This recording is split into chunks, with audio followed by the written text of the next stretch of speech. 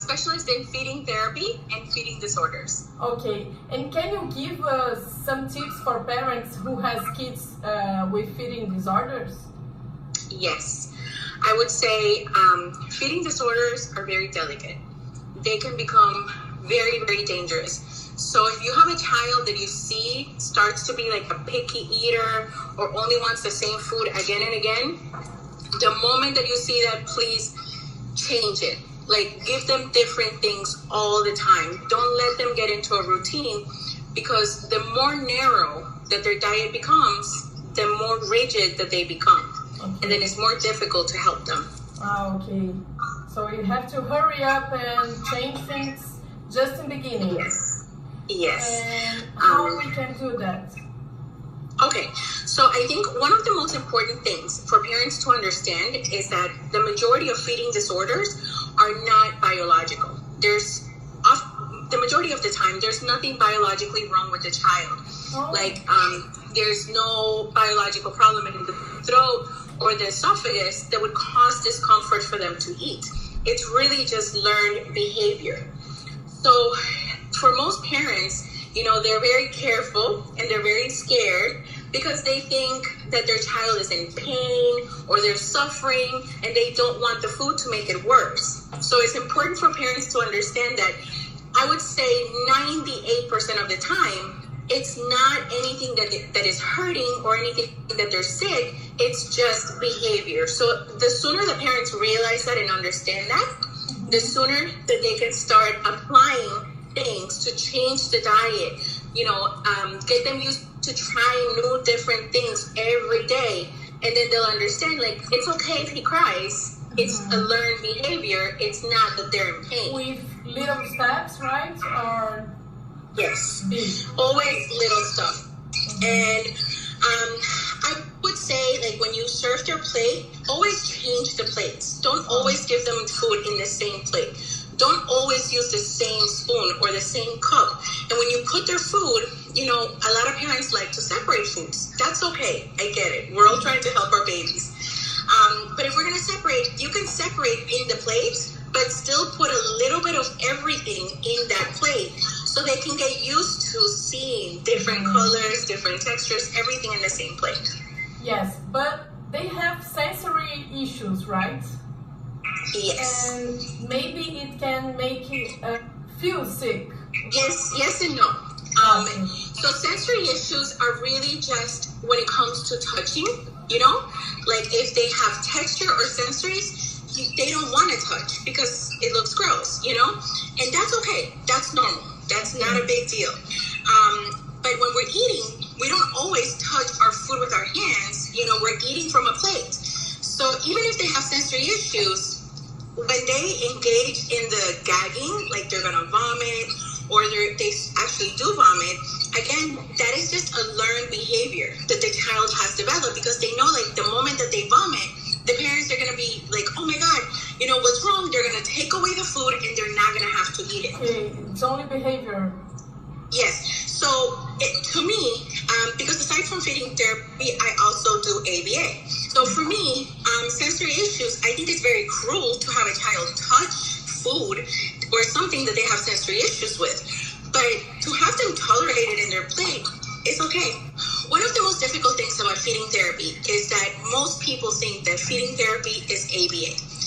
Feeding therapy is not ABA, and ABA is not feeding therapy. You can apply some principles from ABA into a feeding therapy.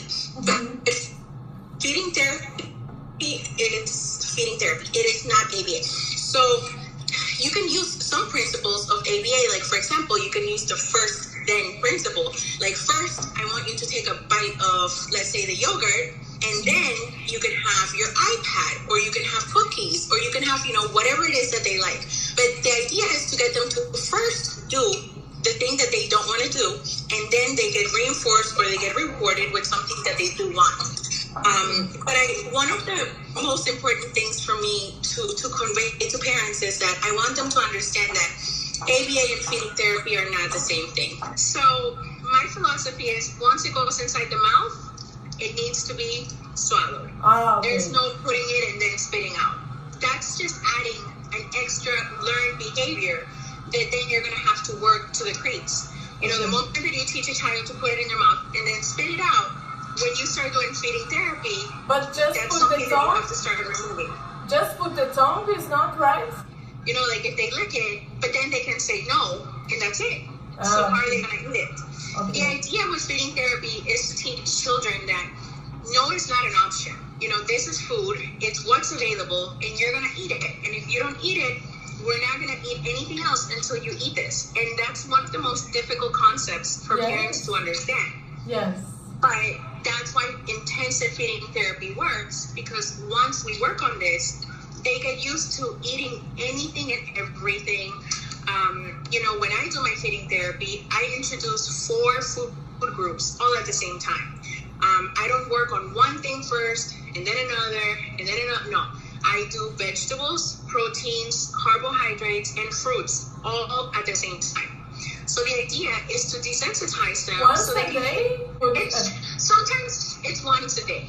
If it's very, very intensive, then sometimes we'll do 3 times a day. But that's more for children that are on feeding tubes. Okay. And every day you put these 4 things, different things, every day? Yes. Or the same Every thing day. a week? Every day a different No. thing? Every day is something Monday, different. So every day is apple, Tuesday, orange, this way? yes. Okay. Yes, every day is something different. So Monday, let's say that Monday we have chicken, rice, broccoli, and papaya. Nice. That was Monday. On Tuesday, we're going to have beef, potatoes, corn, and pineapple. But every day it will be something different. Okay, and when they start to try? Because you said first we have to put in the plate. And when they start to try? So when they actually try the food, and you see that, you know, they're moving it around and they're chewing, you have to throw a party. Oh my God, I'm so proud of you. Great job. I love how you're eating. You're eating like a big boy or like a big girl. Nice. You know, reinforce it and let them know that you're so happy that they're eating, you know, but it has to be like, your tone of voice has to change. You have to understand that this is a big deal. Okay. And that in itself tends to make kids very excited. But you make them try the first time, or the first time we try to put in the plate only, just to see? I think that for parents, they should probably start with putting it in the plate and let them get used to seeing it in their plate, and then introduce the eating.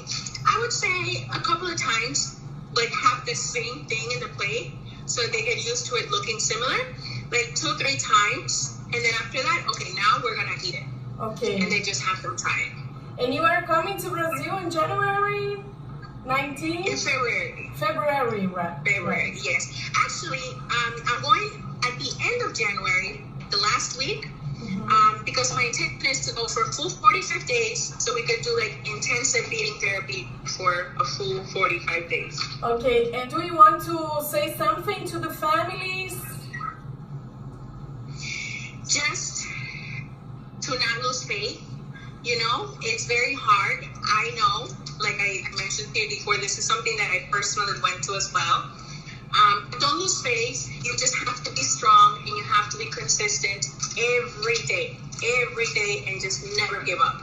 And you'll see the results. Okay.